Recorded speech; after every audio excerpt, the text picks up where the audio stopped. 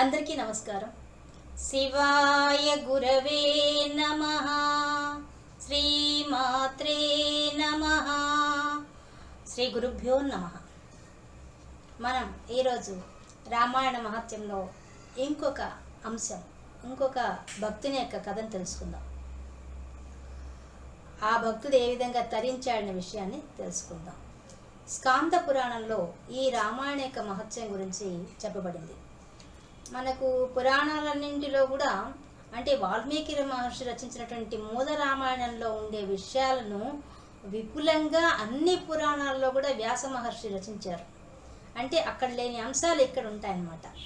అలాగా రామాయణ యొక్క మహాత్మ్యం గురించి ఈ స్కాంద పురాణంలో ఆయన వ్యాస మహర్షి రచించారు. ఒకసారి సనక సనందాది ఋషులంతా కలిసి బ్రహ్మలోకానికి వెళ్తారు. అక్కడికి నారద మహర్షి కూడా వస్తాడు.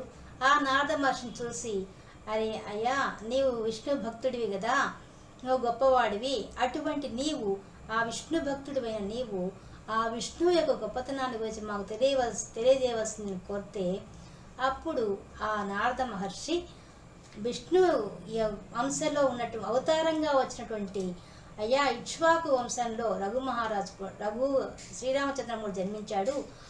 ఆయన యొక్క గొప్పతనము, ఆయన అవతరించి ఈ లోకాన్నంతటిని ఉద్ధరించాడు. ఆయన ధర్మస్థాపన చేశాడు మరియు దుష్ట శిక్షణ చేశాడు. అటువంటి మహాత్ముని కథ అంతా కూడా ఉంది. కానీ అటువంటి ఆ రామాయణ కథని ఎవరు వింటారో, ఎవరు శ్రవణం చేస్తారో లేదా చదువుతారో అటువంటి వాళ్ళకు వచ్చే ఫలితం ఏందని చెప్పడానికి ఒక కథను మీకు ఉదాహరిస్తానని చెప్పి నారద మహర్షి చెప్పడం మొదలు పెడతాడు. ఇక్కడ అది కూడా ఎలాట, చైత్రమాసంలో శుద్ధ పాడ్యం మొదలుకొని శుద్ధ నవమి వరకు 9 రోజులు, లేదా కార్తీక మాసంలో కానీ లేదా మాఘమాసంలో కానీ ఆ 9 రోజులు ఎవరైతే శ్రవణం చేస్తారో లేదా పారాయణ చేస్తారో వాళ్ళు తరిస్తారు, వాళ్ళు ధన్యులు అవుతారనే విషయాన్ని, ముక్తిని పొందుతారు, పాపాలు తొలగిపోతాయని చెప్తూ దానికి ఉదాహరణగా ఇంకొక కథ చెప్తున్నాడు ఆయన. ఈ కథలో ఒక సోమదత్తుడనే ఒక విప్రుడు, ఆయన ఒక బ్రాహ్మణుడు, చాలా గొప్ప నిష్ఠాగరిష్ఠుడు. పైగా ఆయన ఏం చేస్తాడంటే గౌతమ మహర్షి దగ్గరికి పోయి అనేక విద్యలు, ధర్మాల గురించి తెలుసుకుంటాడు, శాస్త్రాలు తెలుసుకుంటాడు, చాలా చక్కగా అన్నీ నేర్చుకుంటాడు. గంగా తీరంలో కూర్చొని అని నేర్చుకున్న తర్వాత ఆయన వచ్చి తన దైవాన ధర్మ ఆచరణలో పడిపోయి నిష్ఠగా చేస్తుంటాడు. ఆ గౌతమ దగ్గర ఏమేమి నేర్చుకున్నాడో అవన్నీ ఆచరించడం మొదలు పెట్టేస్తాడు. ఇలా కొంతకాలం జరిగిన తర్వాత గౌతమ మహర్షి ఒకసారి తన శిష్యుని చూద్దాం, ఏం చేస్తున్నాడు ఇతను, తన దగ్గర ఇన్ని నేర్చుకున్నాడు కదా, ఏం చేస్తున్నాడు చూద్దామని చెప్పి వస్తాడు. వచ్చేసరికి ఈయన దైవ దాంట్లో కూర్చొని హాయిగా ధర్మాచరణ చేస్తుంటాడు, చాలా నిష్ఠగా చేస్తుంటాడు. చూసి ఆనందపడిపోతాడు. అబ్బా, నా శిష్యుడు ఎంత బాగా నేను చెప్పిన దాన్ని త్వచ తప్పకుండా పాటిస్తున్నాడని సంతోషపడతాడు. కానీ ఆయన వచ్చి ఎంతసేపు అయినా కూడా ఆ శిష్యుడు ఆ గురువును గుర్తించడు, లేచి నమస్కరించడు, ఆయనకి చేయాల్సిన మర్యాద కూడా చేయడు.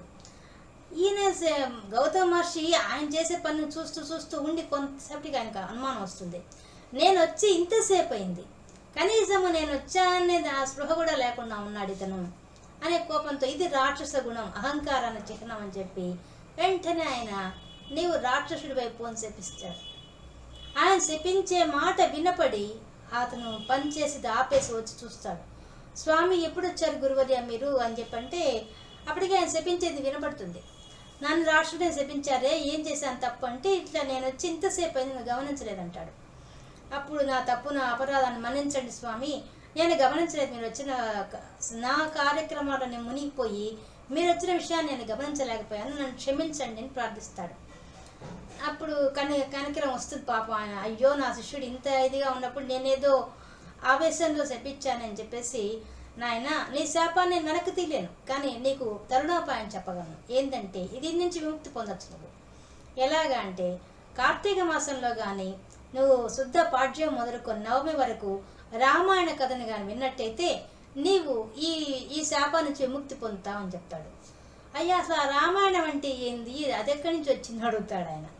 అప్పుడు ఆయన చెప్పుకుంటూ వస్తాడు, అయ్యా వాల్మీకి మహర్షి రచించాడు ఈ రామాయణాన్ని, అందులో శ్రీరామచంద్రుని గురించి ఆయన గాథ మొత్తం ఉంటుంది. దాంట్లో అది ఎప్పుడైతే నువ్వు వింటావో విన్నంత మాత్రాన్ని నీ పాపం పోతుంది, నీకు ఈ శాపం కూడా పోతుందని చెప్తాడనమాట. అలాగా అని చెప్పి ఇంకా ఆయన ఇంక సెలవు తీసుకొని చూస్తుండగానే శరీరం మారిపోతుంది. మారిపోయి సౌదాసుడుగా మారిపోతాడు. రాక్షసత్వం వచ్చేస్తుంది, అర్ధ శరీరం వచ్చేస్తుంది పాపం. ఇంకా అక్కడి నుంచి ఆయనకి ఆకలి దహించి వేస్తుంది. ఎప్పుడు విప్రుడుగా ఉన్నప్పుడు ఎంత నిష్ఠగా ఉన్నాడో దానికంతా వ్యతిరేకంగా ఆయన శరీరం మారిపోతుంది. విపరీతమైన ఆకలి తట్టుకోలేక అతడు అరణ్యాల మీద పడేసి మృగాలను తింటాడు, మనుషులను తింటాడు, పక్షులను తింటాడు, ఒకటేం లేదు అన్నిటిని పీక్క తినడం మొదలుపెడతాడు. అలా తిని 100 యోజనాల భూభాగాన్ని అంతా కూడా కలుషితం చేసి పారేస్తాడు, అంతా ఎముకల గుట్టలు చేసి పారేస్తాడు. అలా చేసి ఒకసారి ఆయన నర్మదా తీరానికి వెళ్దామని ఇంకా అయిపోయింది, అంత దూరం వరకు లాగిచ్చేసాడు. ఇంకా ముందుకు పోతూ నర్మదా నది తీరానికి వస్తాడు. వచ్చేసే దూరం నుంచి ఒక బ్రాహ్మణుడు వస్తూ ఉంటాడు. ఆ అబ్బాయి ఇవాళ నా పంట పడింది, సమయానికి నాకు ఆకలిగా ఉంది, ఇతను తినేద్దామని చెప్పి దగ్గరికి పోతాడు. పోయి తాకపోతుండగా అతను తాగలేకపోతాడు, దగ్గరికి కూడా పోలేకపోతాడు. అసలు ఎందువల్ల ఇందరికి పోలేకపోతున్నాను నేను? ఈ బ్రాహ్మణ్ణి ఎంతమంది బ్రాహ్మణులు భోంచేశాను నేను, కానీ ఈ బ్రాహ్మణుని ఎందుకు నేను తాకలేకపోతున్నానని చెప్పి చూస్తాడు. అతని నోట్లో నామ జపం కనిపిస్తుంది. అప్పుడు ఆయన చూసి, అయ్యా మీరెవరు? ఓ విప్రోత్తమ, తమరెవరు? తమరు జపించేది ఏమిటది? మీరు జపించే దానివల్ల నేను మిమ్మల్ని కనీసం తాకను కూడా తాకలేకపోతున్నాను అని అడుగుతాడు.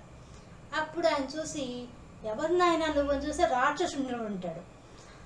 నువ్వెవరు నాయన నన్ను అడుగుతున్నావు? అసలు నీ ఉద్దేశం ఏంటంటే, మిమ్మల్ని తినడానికి వచ్చాను స్వామి నేను, కానీ తిందామంటే మీ నోట్లో ఏదో జపం జరుగుతోంది, దానివల్ల మిమ్మల్ని తాకలేకపోతున్నాను, అసలు మీరు చేసే జపం ఏందని అడుగుతాడు. అప్పుడు ఆయన, నేను రామనామాన్ని జపిస్తున్నాను అంటాడు. నేను కళింగ దేశానికి చెందినటువంటి విప్రుణ్ణి, నా పేరు గర్గుడు అని చెప్తాడు. ఓహో అట్లానా? ఆ రామ అనే మాట వినిపించగానే ఈయన శాపం గుర్తొచ్చేస్తుంది. అప్పుడు ఆయన పాదాన్ని పడి తన శాప వృత్తాంతాన్ని చెప్తాడు. నాయన ఈ విధంగా మా గురువును అవమానపరిచి నేను ఈ రాక్షసత్వాన్ని పొంది ఇప్పటికి ఎంతో జీవరాశిని నేను భుజించేశాను, ఇక నేను ఇది భరించలేను. ఇంత విప్రుడిగా ఉన్నప్పుడు ఎంత గొప్ప కార్యాలు చేశానో దానికి వ్యతిరేకంగా ఇవి చేస్తుంటే నా మనసు కొత్తరాడిపోతున్నది. దీని నుంచి విముక్తి పొందే మార్గం నాకు ఇప్పుడు గుర్తొచ్చింది. మా గురువు గారు చెప్పారు కూడాను, ఎప్పుడైతే నువ్వు కార్తీక మాసంలో కార్తీక శుద్ధ పాడ్యం మొదలుకొని కార్తీక శుద్ధ నవమి వరకు రామాయణ గాథను వింటావో అప్పుడే నీకు శాప విముక్తి అవుతుందని చెప్పాడు ఆయన. దయ ఉంచి మీరు రామభక్తులుగా ఉన్నారు కాబట్టి నాకు ఈ రామాయణాన్ని వివరించవలసింది అని అడుగుతాడు. అప్పుడు ఆ గర్భుడు చాలా సంతోషపడిపోతాడు. అబ్బా, నాకు ఒక వినేవాడు దొరికాడు. ముందు నేను నిరంతరమైన రామనామని జపం చేసేవాడు, ఇప్పుడు రామాయణం నేను చదివి ఇంకోటి తరింపజేసే శక్తి నాకు ఆ భగవంతుడు అనుగ్రహించాడు. సంతోషపడిపోయేసి, రానాయన అంతకంటే భాగ్యమే ఉందని చెప్పి తీసుకెళ్ళి ఉదయాన్నే 2 కాలకృత్యాలు తీర్చుకొని శుభ్రంగా స్నానాలు చేసేసి కూర్చొని 9 పగళ్ళు అంటే కార్తీక మాసం శుద్ధ పాడ్యం మొదలుకొని శుద్ధ నవమి వరకు కూర్చొని రామాయణ కథ మొత్తం చదువుతాడు ఆయన. ఆ కథ అమృత రసాన్ని గ్రోలుతాడు ఆ రాక్షసుడు. ఆ గ్రోలిన వెంటనే శ్రీరాముడు వెంటనే ప్రత్యక్షం అవుతాడు. ఆ 9 రోజులు పూర్తి కాగానే, ఆ కథ పూర్తి కాగానే ఆ శ్రీరామచంద్రమూర్తి శంఖ చక్ర గదాలు ధరించి అభయహస్తంతో దర్శనమిస్తాడు. ఇచ్చి ఆయన యొక్క రాక్షసత్వాన్ని తీసేస్తాడు. రామ అంటేనే ఆనంద స్వరూపుడు, ఆనందం ఇచ్చేవాడు, ముఖ్యంగా ఆ రాక్షసత్వాన్ని తొలగించేవాడు. ఆ రాక్షసుడికి ఏముంటుంది? కామ, క్రోధ, లోభ, మోహ, మదమాశ్చర్య అనే అరిషడ్వర్గం ఉంటుంది. దాన్ని తొలగించే శక్తి ఎవరికి ఉంది? రాముడికే ఉంది. ఆ రామ అనే ఒక పదంలోనే ఉంది. కాబట్టి ఈ రాక్షసత్వాన్ని పోగొట్టుకొని తరించాడు ఆ విప్రోత్తముడు. అలాగే మనం కూడా కేవలం శ్రవణం వల్లనే, ఇప్పుడు మనకి ఒక్కొక్క మాసం గురించి చెప్పుకుంటూ వస్తున్నారు. అంటే చైత్ర మాసంలో వచ్చిందని చెప్పేశారు, ఇప్పుడు కార్తీక మాసంలో వచ్చిన దానికి ఉదాహరణగా ఈ కథ చెప్పారన్నమాట. కాబట్టి కార్తీక మాసంలో ఆ రాక్షసుడు శుద్ధ పాడ్యం నుండి నవమి వరకు రామాయణ కథను విని అతను తనలో ఉండే రాక్షసత్వాన్ని పోగొట్టుకున్నాడు. తరువాత తరించాడు కూడా, అతను ముక్తి కూడా పొందాడు.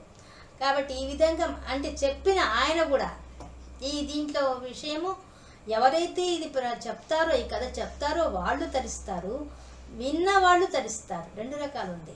కాబట్టి ఇంత గొప్పది ఈ రామాయణ మహత్యం అని చెప్పి మనకు నారద మహర్షి గారు ఈ సనక సనందాల ద్వారా మనకు తెలియజేస్తున్నారు, మనకు తెలుపుతున్నారు ఇట్ట వినాలని చెప్పేసి. కాబట్టి ఈ విధంగా మనం కూడా అయితే వినడం శ్రద్ధ భక్తి ముఖ్యం. ఆయన అంటే రాక్షసత్వం పొందాడు కాబట్టి ఆ బాధ భరించలేడు కాబట్టి అది ఎప్పుడు పోతుందా అని శ్రద్ధగా విన్నాడు. కానీ మనలో కూడా ఎన్నో పాపాలు ఉంటాయి. ఆ పాపాన్ని తొలగించుకోవడానికి ఉన్న సులభమైన మార్గం ఇవి వినడం పెద్ద కష్టమేం కాదు. ఇప్పుడు ఎంతోమంది ప్రవచనకర్తలు అంతా రామాయణం చెప్పున్నారు. మనం ఉదయం లేచి హాయిగా వినేయచ్చు. ఇది పగటిపూట వింటే మహాఫలితం. కాబట్టి పాడ్యం మొదలుకొని నవమి వరకు 9 రోజులు పూర్తిగా వినవచ్చు. అలా విని మనం కూడా తరించవచ్చు, మన జీవితాలను కూడా ధన్యులం చేసుకోవచ్చు, మన పాపాన్ని కూడా మనం తొలగించుకోవచ్చు. ఇది ఈరోజు మనం తెలుసుకున్న మహత్యం. శివార్పణమస్తు. స్వస్తి.